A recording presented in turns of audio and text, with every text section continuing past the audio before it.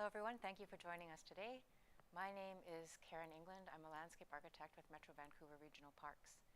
Metro Vancouver acknowledges that this region's residents live, work, learn, and play on the shared territories of many Indigenous peoples, including 10 local First Nations who are Katzie, Kwantlen, Coquitlam, Matsqui, Musqueam, Kikite, Semiahmoo, Squamish, Tsawwassen, and Tsleil-Waututh.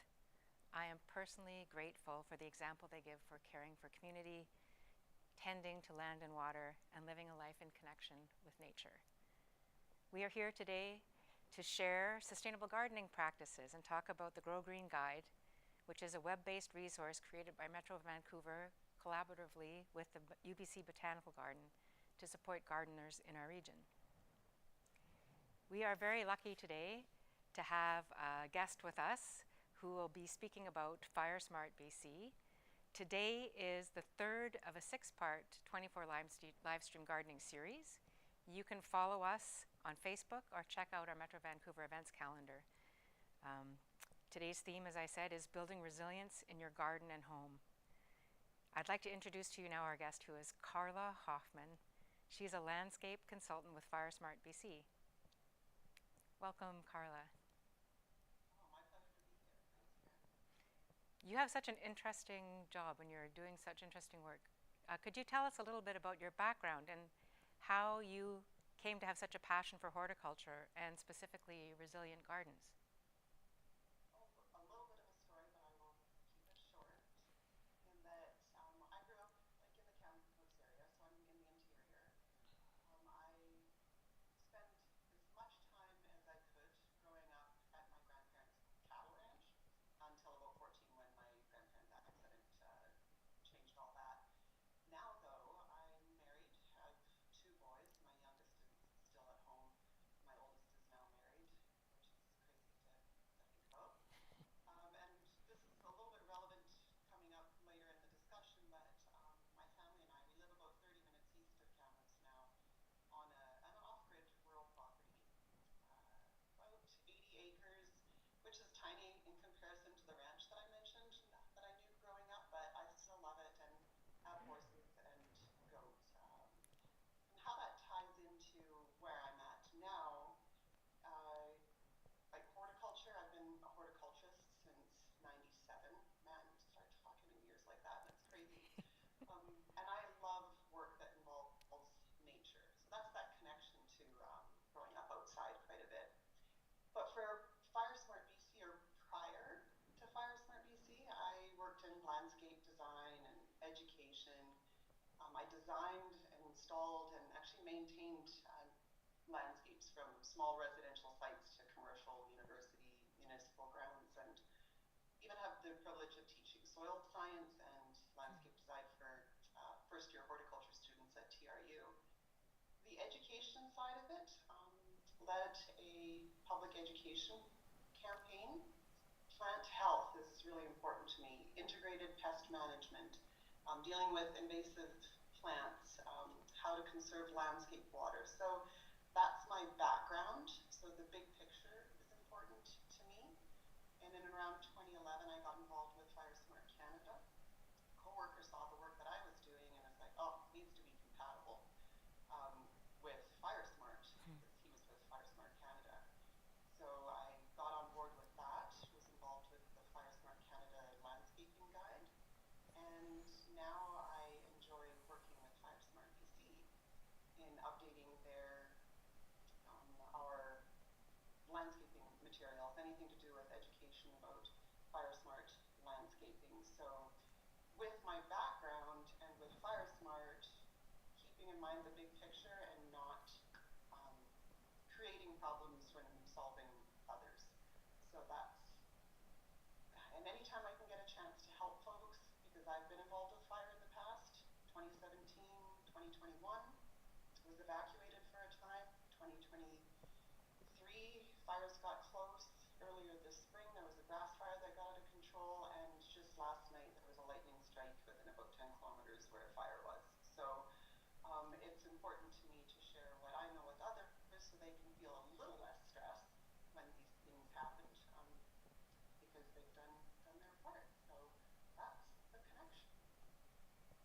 What a rich past you have, and how it's interesting to me to see how all of your accrued experience has led you to this space, where you've got not only the background but a passion for education. It seems like a wonderful thing that you're doing, particularly helping people know what they can do so they can feel less stress and be prepared.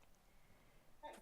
For people who aren't familiar with the concept, could you explain what a FireSmart landscape or garden is like, and how is it different from a traditional garden?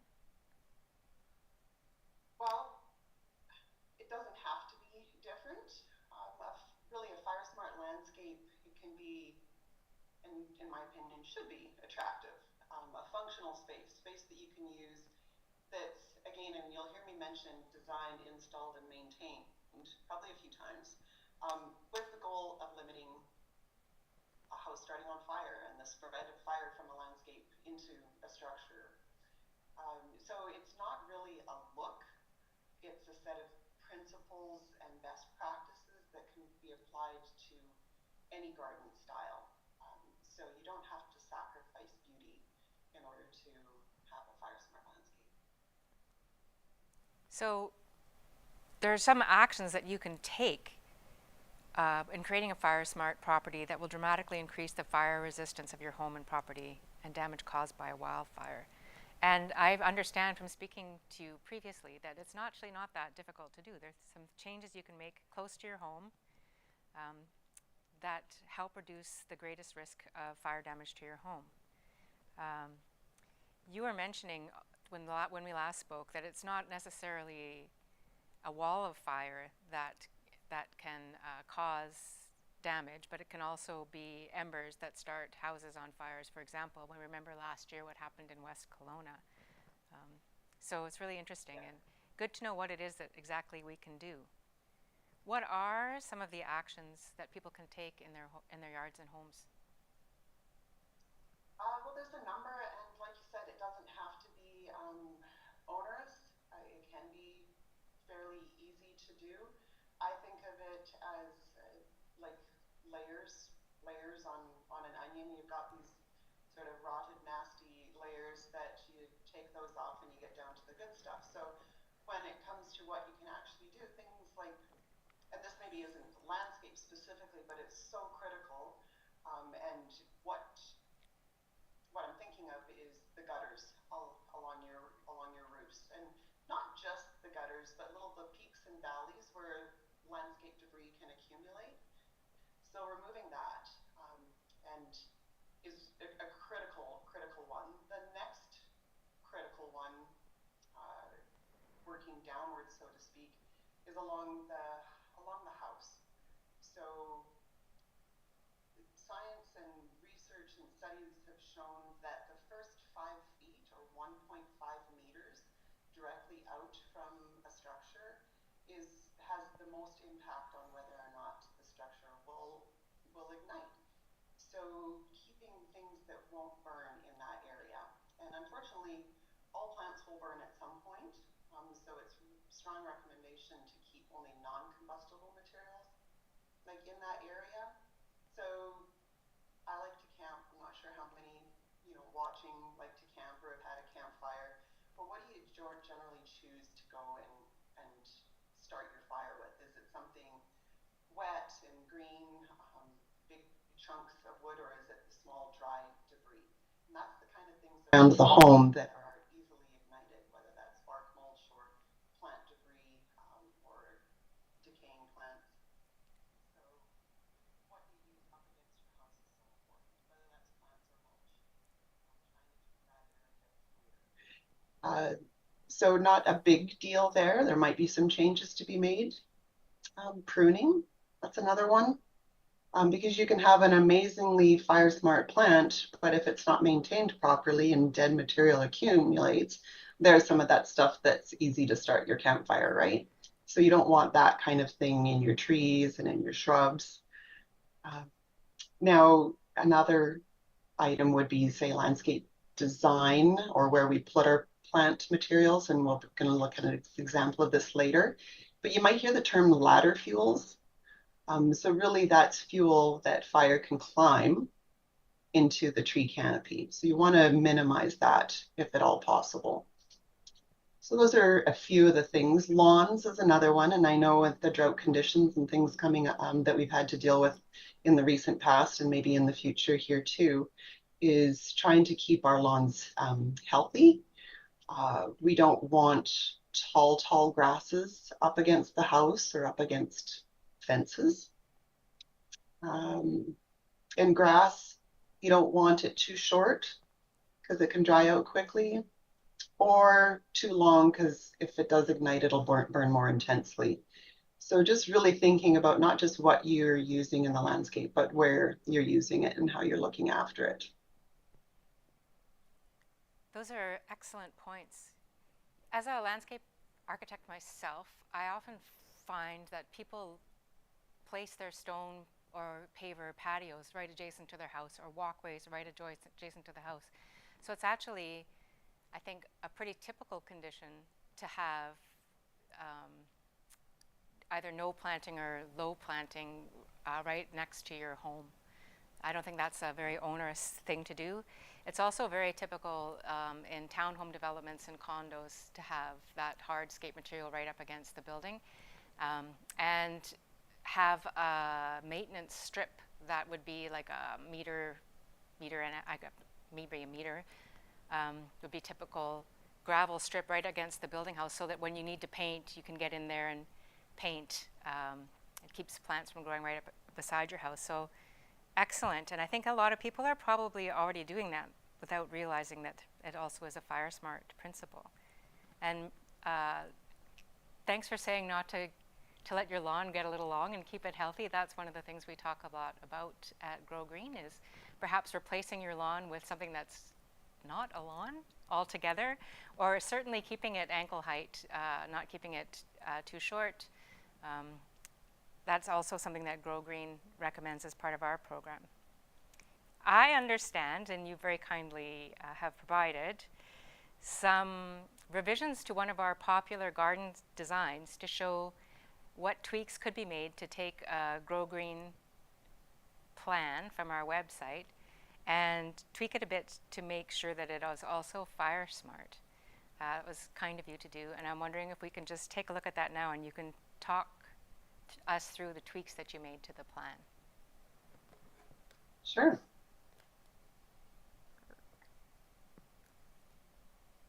Oh, technologies.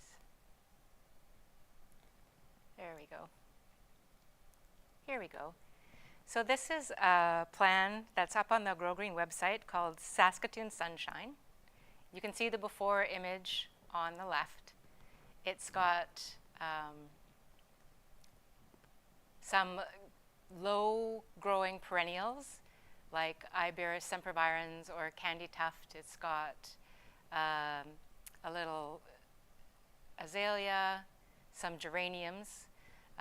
We underplanted some armeria with a little ornamental onion, and that's the way that we had envisioned the plan. And I see that you have done some tweaks. Could you explain what you've done and why? Sure. So I really liked this plan because there's some native plant material in it as well, which is important in plant diversity and in the ecosystems. And I mean, maybe it is a cultivar, the Princess Diana Saskatoon or serviceberry. But it's interesting that tree or shrub can be multi-stemmed or single-stemmed. In the design, it's showing it as multi-stem because a lot of the plants that you picked here are, like you said, fairly low growing. But if you have a multi-stem Saskatoon or serviceberry, the branches are quite low. And if any of the material was to ignite under it, it could climb quite easily up into the canopy. So that was some of the ladder fuels that I was thinking of and why I made some of the changes. So instead of having the candy tuft or that's the IS, the Iberis, out towards the outer edge, brought that because it's a little bit lower underneath the canopy of the tree. So trying to minimize again the ladder fuels there for that one. So all of these plants, with the exception of one, are on the plant tool or the FireSmart BC Landscaping Hub, the plant tool that's there. And and you had asked the question, Karen, about the geranium that's the GC. So this is an interesting point, talking point about plants, and I think I mentioned it already, that even though a plant might be on the plant tool or is considered fire resistant, not all fire resistant plants are equally fire resistant. Some are, they will ignite sooner than others. We can think of some of the worst offenders like cedars and junipers because of their chemical makeup. And you wouldn't think of necessarily a geranium being as high risk. The reason I swapped it out for geranium sanguineum instead is the geranium sanguineum is on the plant tool. And this particular one, I'd have to look at it, geranium Biocova. Yeah, the Biocova one. I'm like, my Latin's not the best at the moment. Can tag Frigiense? Maybe that's close, I'm not sure. But anyways, that one isn't on the plant tool. Now, it may or may not be, because I couldn't find anything against it specifically, but I don't have any research or studies to support it being on there. So you think geranium, that's going to be fine, but that's not always the case with the genus and species and cultivars. Some, because of their size or just something about their makeup, could make them a little bit more of a fire risk. So I encourage folks to use plants on the list in the appropriate zones.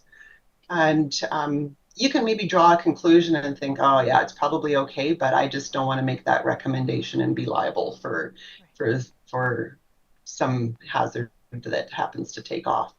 So that's basically the reasons why I made some switches there. You'll notice in the after, now down near where it says GC, that there's a couple options. Option one, to swap that with the Ibis or the Candy Tuft like we did on the other end of the bed. Or you could maybe substitute some landscape boulders, something non-combustible in there.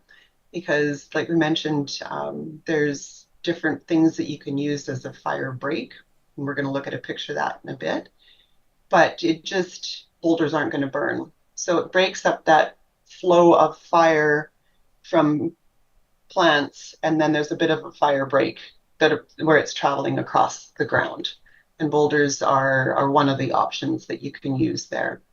So that's just what trying to address in this picture or in this plan is ladder fuels, breaking up the continuity of plants so that fire isn't going to travel along the surface and keep going, and using plants on the FireSmart tool. So really those concepts as shown here, you can apply those to, I can't remember how many designs are on the site there, Karen. There's so many amazing designs. So you can substitute some of those same ideas into the other designs with other plant material that's more suited for your space. It's interesting that you mentioned the plant list that you've got, and it's all things that you feel pretty sure about. So it would be impossible for you to test every plant in the world. I appreciate that you're being cautious and only recommending the ones that you have some certainty about. That's very, what's the word I'm looking for? It's very scientific and defensible of you, which I appreciate. Well, trying to be, right? Because people are going to challenge it. And when it comes down to it, there's been some even, what's the word, discussion around whether or not there should be plant lists, because there's so many variables, and how plants are maintained is one of those big variables. So no, we don't have research on everything yet. There's a lot of plant material that you'll find on the list that doesn't have a zone recommended for it, because that's anecdotally considered fire resistant. I just don't have the research and studies to back it up. So in those situations, I generally recommend to play it safe and use those plants a little further away from a building. But it's not a completely comprehensive list. but hopefully we'll get more research to add to it. Yeah, you can't have everything all at once, right? The work happens incrementally. Yeah, I'm impatient. I want it right now. We have some examples of some photos of a typical residence that we could take a look at just to see what this looks like when it's applied in a residential setting, so that people get a sense of what it might look like if they were to take some of this work on. So the first photo here is of a residential property. Full disclosure, this is actually my little garden in East Vancouver. This is what it looked like on the weekend. So It's beautiful. oh, thanks. I'm always a bit cautious about sharing my work with other designers because I think it's not good enough to share with proper designers. I don't know.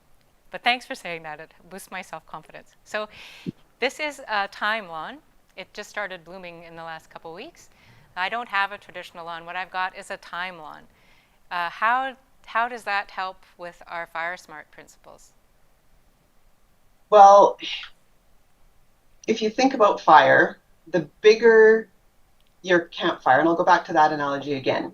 If you have a campfire that's like within the realm of what we're supposed to have during campfire season, where it's 1/2 meter by 1/2 meter, the intent behind that is to keep the flames low. The higher the pile that you're burning, the taller the fire is. So with a ground cover like this is amazing because if you multiply that by the 2.5 times, or there's different factors and variables that come into flame height, you're not going to have a very high fire if that was even to ignite. Thyme is one of the ones that's encouraged to use in lieu of lawns, especially with the drought possibilities. And it is on the FireSmart list. Does it work for everyone? I think it's fabulous. Great from pollinator point of view as well. But there's other options that you can do. You can even work clover into a lawn. Thyme is going to take less water though than the grass and the clover, but the clover and the grass is a nice option for folks to think about as well. And there's other ground covers too. So I think this is an awesome foreground to use that is not going to pose a lot of risk, even if it was to ignite. Yeah, thanks for that.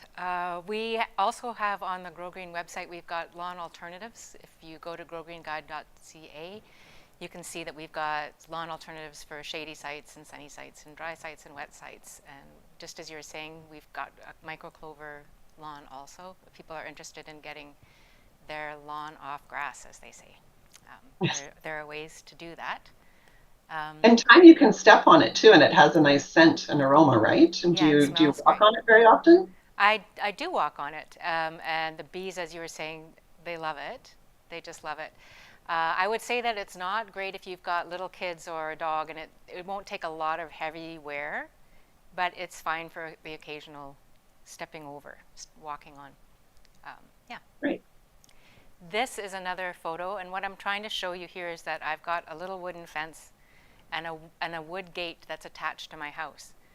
And we were talking a bit about that and saying when it comes time, and that gate in particular is just about on its last legs, that I could replace it with a metal gate. I've been thinking about getting a wrought iron panel and maybe making it into a gate to make it, attractive.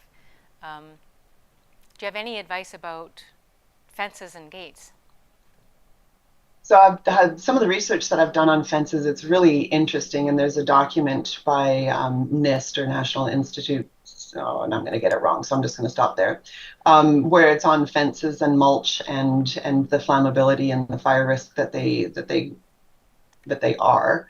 So wood fence, and this happens in a lot of situations, like you show here in the picture, where it connects right to the house.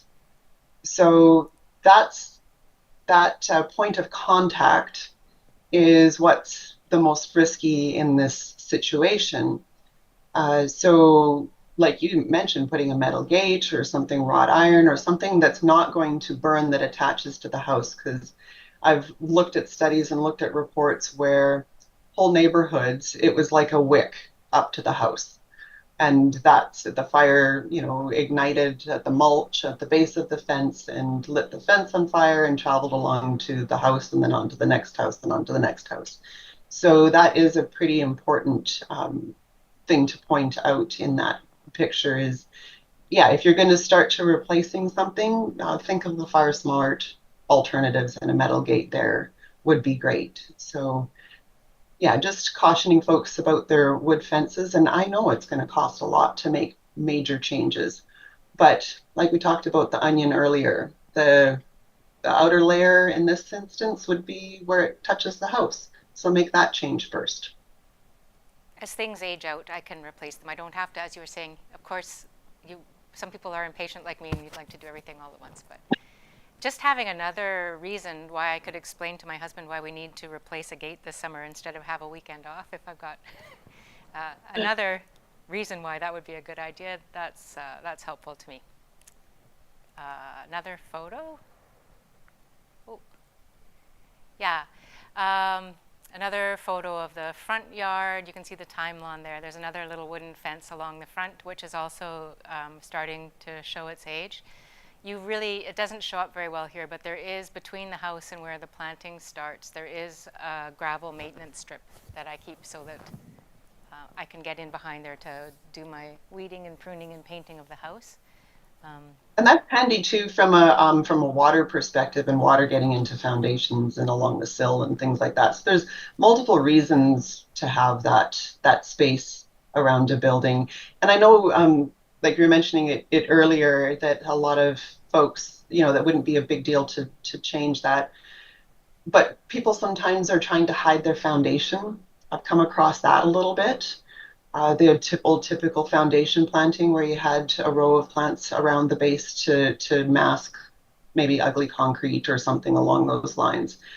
What I've found people like to do in that space too is to paint, when they have that exposed foundation, is to paint it the same color as the house and maybe put other landscape elements in that space like boulders or other things like little statues, little, bird bath or metal bird bath, something along those lines that are still landscape oriented to make that a functional, attractive space and not just a strip of gravel. Right. Good advice.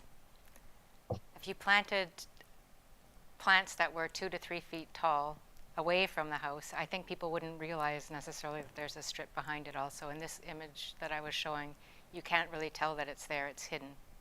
Yeah, that's thanks for pointing that part out. That's kind of where I was going with that as well. Is like if you have your planted material away from it, you're not going to see that portion that you're trying to hide anyways. I will say also that there was on my block group chat this week, someone saw a mama skunk and 3 little baby skunks walking up and down the street. And I was really glad that I had a maintenance strip around my house because I could quickly go around and make sure that they weren't digging to find a home under my porch or something. So this is good. The time of year where they're looking for homes. Yeah. Yeah. Another view to the front, and we were going to maybe talk about some of the plants, taller plants that maybe aren't as inflammable, keeping them further away from the house. Yeah, so you've got some nice salvia there, which isn't the lowest of the low in fire risk, but it's definitely not like your cedars and junipers. So that's one of the ones that is good to use a little bit further from the house, and that's what you've got here.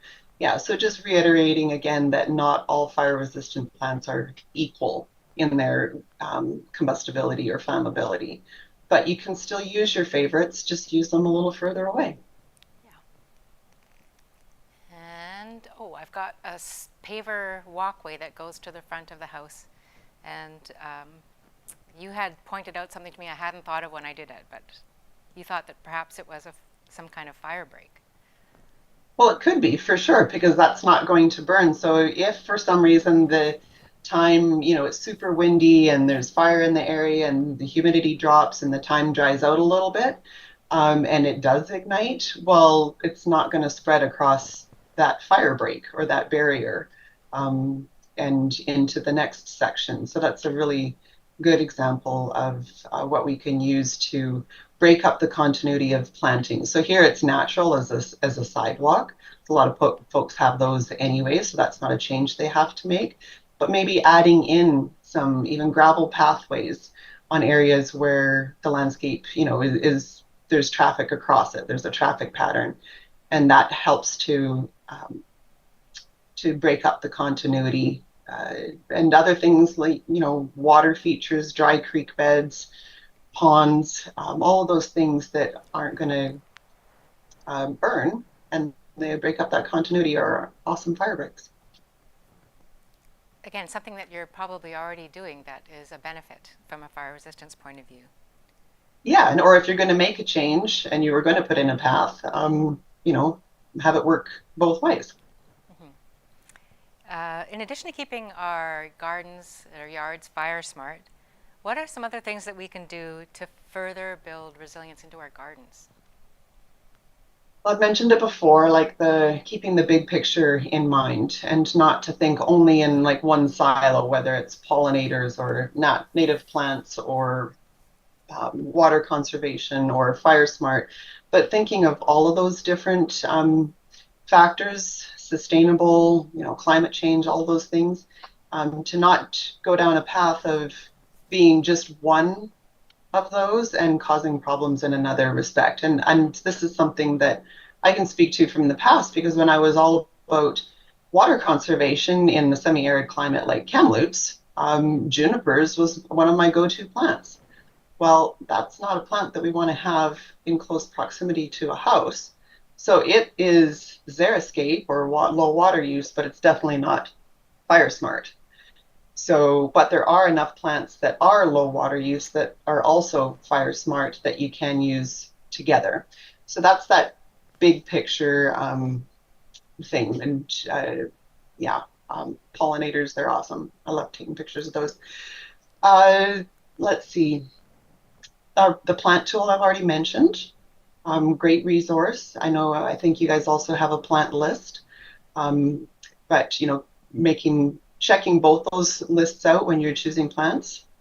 That plant tool also has the hardiness zones in it. It has pollinator friendly, tells you the approximate size as well as the exposure that it likes. So there's some great options in there that you can even sort some of the columns.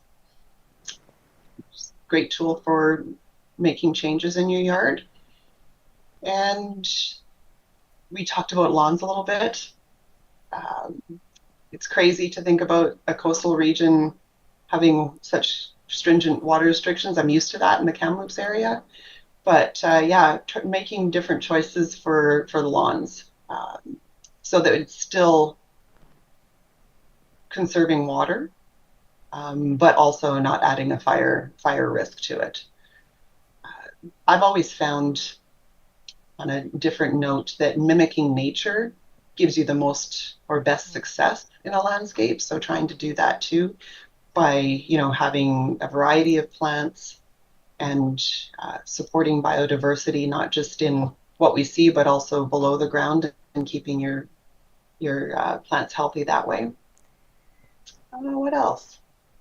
Oh, I've mentioned invasive species before, and sometimes we'll hear the term naturalized. So when you're looking at native plant lists or biodiversity, just keep in mind that the term naturalized could mean an introduced species that may easily spread. So just to be careful about those. Yeah, there's other aspects too, but I see that I'm probably running on a little bit. You mentioned a bit about cedars, and they're such a common hedging plant and are very thirsty. At least they must be thirsty. Do you grow cedar hedges where you are? I don't know. They're thirsty here. People try, but not very successfully, because they like a more acidic soil and it's more alkaline here, and we don't get the moisture and rainfall. So they don't grow that happy anyways in our particular area. So what kind of things do you use instead of cedars up there? Good question. And this, I'm going to answer a little bit more broadly, because we do have a tool, a hedge chart, where making suggestions other than junipers and cedars for privacy, for hedges, for screening. And yeah, unfortunately, a lot of times people are trying to do this in close proximity to the house, which I just simply can't recommend any of those plants within that 5 feet or 1.5 meters. And that's where sometimes metal fencing might be a better option for screening or privacy. But privet is on the list. Burning bushes are on the list. There's other, say, cotoneaster, and I've had a cotoneaster hedge in the past, and that was, we called it bird TV. The birds, finches and chickadees loved being in there. Um, yeah, now my mind's drawing a blank. But anyways, there's a head start for that. I think it's cedar's such a common hedging plant here because it's ubiquitous here. But when you're from other parts of the country, that's not a plant that other people use. My grandma in Alberta also had a cotoneaster hedge, and that was a very common plant to use in Calgary. And you're right, the birds that came to it, especially in the Yeah. fall, it was a wonderful thing. I've actually, in the photos I was showing earlier, I've got a hedge made out of honey, what do you call it? Oh, Vaccinium ovatum, huckleberry. I've got an Right. evergreen huckleberry hedge, and same thing, it Awesome. gets beautiful huckleberries throughout the season, and it's providing food for the birds as well as me. So there are other evergreen options that make good hedges in our climate here. Yeah, and there's broad-leaved evergreens too. There and then there, like, even like you mentioned, or we mentioned the cotoneaster, but or carigana or some of the others.